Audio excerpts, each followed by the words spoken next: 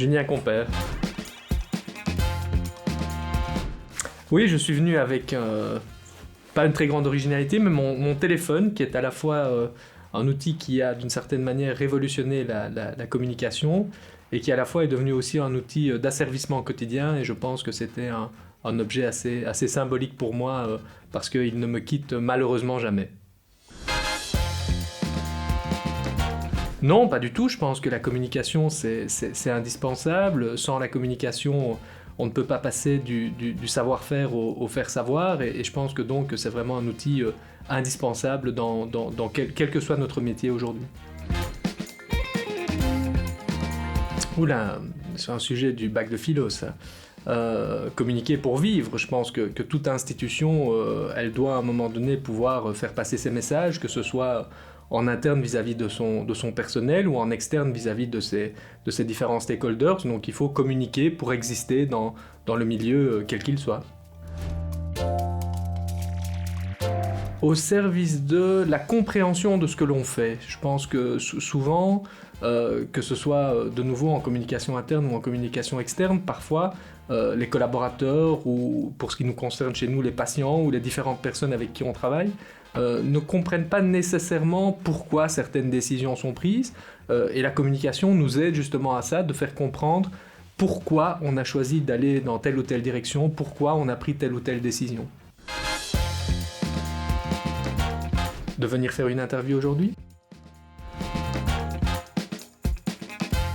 Elle sera vraie, elle sera authentique, je pense que, et ça c'est l'évolution qu'on a connue ces dernières années et qui se poursuivra plus que jamais demain. On ne peut bien communiquer que si on explique concrètement les choses, que si on dit ce qu'on pense, et je pense que ça c'est vraiment la réelle nécessité des années qui vont venir, c'est continuer à être authentique.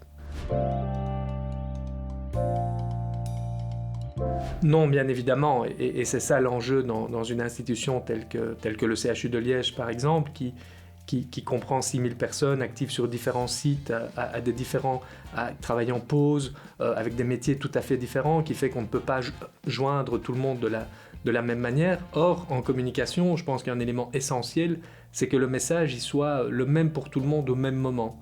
Ou sinon, vous risquez de créer à un moment donné un biais de perception qui fait que l'un soit au courant avant l'autre. Il va peut-être déformer le message, ou certains vont dire que s'il est au courant avant moi, pourquoi lui est-il au courant avant moi ? Donc cette communication vis-à-vis de 6000 personnes, elle est essentielle, elle est difficile, surtout quand on a affaire à des métiers, à des personnes qui n'ont pas nécessairement tous accès aux mêmes médias de communication. Un chanteur de rock. L'œuf, évidemment. Une peur bleue de poule, donc l'œuf. Londres, sans hésiter, la ville la plus intéressante pour moi du monde, la plus vivante, ma ville préférée, donc Londres. Je pense que c'est le média qui permet de prendre du temps pour expliquer. Je pense que la communication écrite a encore aujourd'hui toute sa place, parce qu'elle est celle qui permet encore de pouvoir expliquer les choses avec suffisamment de recul.